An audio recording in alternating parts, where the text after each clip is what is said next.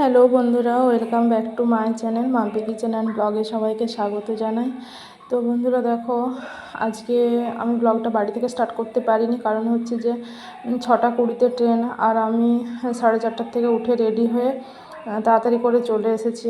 আর আমাকে স্টেশনে নামিয়ে দিয়ে তোমার দাদাভাই গেছে, যেহেতু ওভারব্রিজ বেরোতে হয়, তো তোমার দাদাভাই তাড়াতাড়ি ছুটেই গেছে টিকিট কাটতে, কারণ টাইম হয়ে গেছে, ট্রেনটা ঢুকে গেছে। আর এদিকে আমিও ভয় করছি যে তাড়াতাড়ি ও আসতে পারবে তো, আমার ভীষণ ভয় লাগছে। আমি এমনিতেই একটু বাইরে বেরোলে সব হাতে টাইম রেখে বেরোই, আমার খুব ভয় লাগে যে সব কিছু যেমন টাইমে হয়। আর এদিকে ট্রেনটাও ঢুকে গেছে, তোমার দাদাভাইও চলে এসছে। যাই হোক বাবা, আমার ভয়টা কেটেছে, এমনিতে ভীষণ ভয় লাগে আমার। আর এদিকে ট্রেনে উঠলাম, পেয়ে গেছি, বসে গেলাম, ট্রেনটা ছেড়েও দিয়েছে। তো কিছুক্ষণ বসার পর যখন ঠিক মেদিনীপুর ঢুকে গেছি, তো সেই টাইম থেকে আমি আর বসে থাকতে পারছিলাম না, খুবই অসুস্থ লাগছিল। তো তারপর মেদিনীপুরে একটু খালি হতে আমি শুয়ে পড়েছিলাম। আর এখন দেখো খড়গপুর ঢুকছে, খড়গপুর যখন ঢুকছে তখন বৃষ্টি আরম্ভ হয়েছে। আর আমি উঠে বসলাম, কারণ ঝিট দিচ্ছিল ট্রেনের জানালা দিকে। আর মনটাও খারাপ লাগছিল, কারণ এই খড়গপুর স্টেশনটা আমার একটা স্মৃতির জায়গা। মনটা খুব কাঁদছিল, কি বলবো। আর দেখো এদিকে শুয়ে শুয়ে যাচ্ছি আমি। আমাকে পাশের প্যাসেঞ্জাররাও বললো যে তুমি খুবই অসুস্থ, তুমি শুয়ে পড়ো, কারণ আমি বুঝতে পারছি তোমার খুব কষ্ট হচ্ছে, অনেকেই বললো। তো তারপর যদিও শুনলাম আবার বৃষ্টি এত ঝিট দিচ্ছিল, ভাবলাম যে ট্রেনের জানালাটা লাগিয়ে দিই। তারপর ভাবলাম না থাক, আমার ভালোও লাগছিল। তো তাই করতে করতে দেখি চলেও এসেছি, অনেকটাই টাইম শুয়েছিলাম। এরপর নামবো। তো ভাই বারবার ফোন করছিল যে ট্রেন তো চলে আসবে, তোরা আমিও ঠিক টাইমে যেয়ে পৌঁছাতে পারবো কি না। দেখো নেমে গেছি, আর ভাইও ঠিক টাইমে চলে এসেছে। ভাই আমাদের জন্য এখানে ওয়েট করছে, আর আমরা তাড়াতাড়ি যেতে পারছি না, আমি তো হাঁটতেই পারছি না। তো এইটুকু তো আমাকে হেঁটে যেতেই হবে, কারণ এটা তো স্টেশন, তো স্টেশন থেকে একটু বেরিয়ে গেলে তবেই না আমি যাব। আর এখানে যে ভাই অপেক্ষা করছিল, ভাই চলে এসেছে। এই যে ভাই দাঁড়িয়েছিল আমাদের জন্য। আর এখান থেকে আমরা গাড়ি করলাম, গাড়ি করে তারপরে আমাদের গন্তব্যস্থলে পৌঁছালাম। ভাইকে 3-4 দিন ধরে ফোন করে করে সব কিছু, ভাইও খোঁজ নিচ্ছিল কোথায় কোন ডাক্তার ভালো আছে। তো এই যে চলে এসেছি, এরপর যাওয়া যাক, কারণ আমি তো এখানে কিছুই জানি না। তোমার দাদাভাই নিয়ে এসেছে, এই যে চলে এসেছি ভেতরে রিসেপশনে যেয়ে। এরপর বিল জমা দেবো আগে, ডাক্তারের যে ফিসটা সেটা জমা দিয়ে রসিদ নিতে হয়। তারপরেই বুঝতে পারবো যে কয়জনের পরে বা কখন ডাক্তার দেখানো হবে, বা আমার কটার সময় অ্যাপয়েন্টমেন্টটা হলো, ইত্যাদি ইত্যাদি। তো এখন আমি অপেক্ষা করছি, বসে আছি, ডাক্তারবাবু আসবেন, দেরি আছে, এখন প্রায় 1 ঘন্টা দেরি আছে। তো বসে বসে বোর হচ্ছিলাম।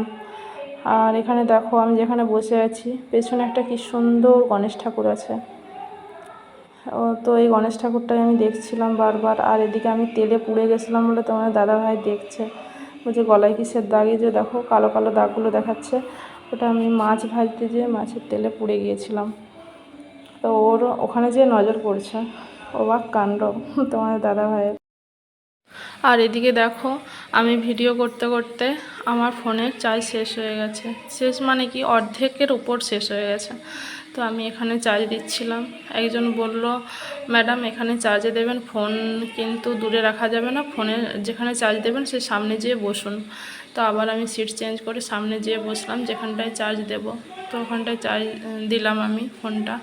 আর এদিকে ডাক্তার দেখাবার প্রতিদিন বেশি না 1.5 ঘন্টা, এতটাই আঙুলটা নিজের মুখের দিকে টানবে, ধরে রাখুন, ছাড়বেন না। তো দেখো ডাক্তার দেখানো হয়ে গেছে, তোমার দাদাভাই এখানে জল নিচ্ছে, কারণ এখানে অ্যাকোয়াগার্ডের জল, খুব ঠান্ডা জল। তো প্রচণ্ড গরম বাইরে, ভেতরে তো এসি আছে, বুঝতেই পারছি না কতটা গরম। তো তারপর আমি বেরোতে যেয়ে দেখলাম যে এখানে ডাক্তার যেসব ডক্টরগুলো এখানে এসে বসেন, তো তাদের একটা লম্বা লিস্ট আছে। তো আমি ফোনে এটা তুলছিলাম যে যদি কাউকে হেল্প করতে পারি। তো পেছন থেকে আমাকে একজন এসে ম্যাডাম ম্যাডাম করে তারপর আমাকে ডেকে একটা লম্বা লিস্ট দিল, রিপ্লেট একটা দিল, আমার খুব উপকার হলো। সত্যি যদি কারো সাহায্যে লাগে আমার খুব ভালো লাগবে।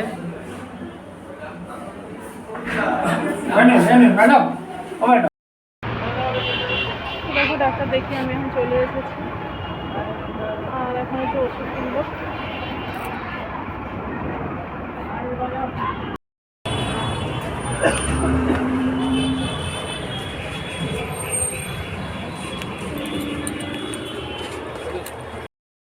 আরও টানতে হবে না, এগুলো হবে না।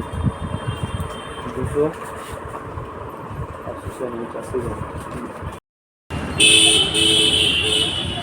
চলো কোথায় খাওয়া দাওয়া করবে? এখানে কোথায় খেয়ে নিতে হবে তো। হোটেল?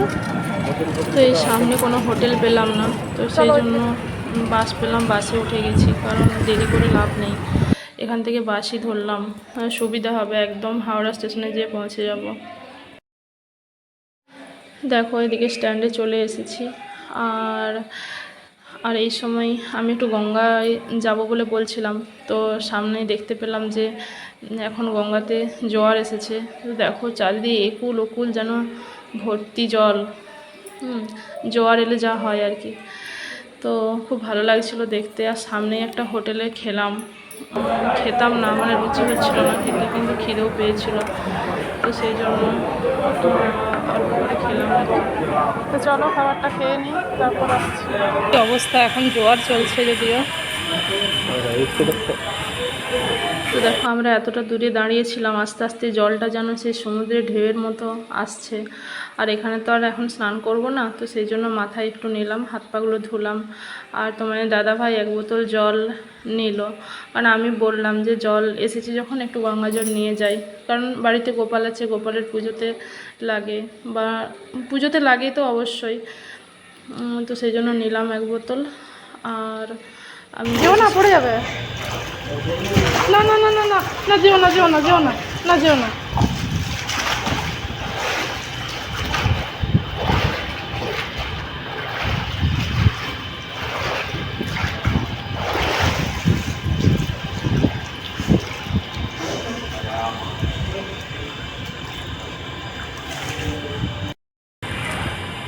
আর যেও না।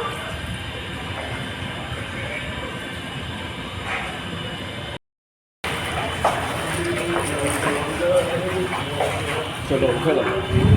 আজ কত দূর জলটা উঠেছে জোয়ারের সময়। জয় মা গঙ্গা।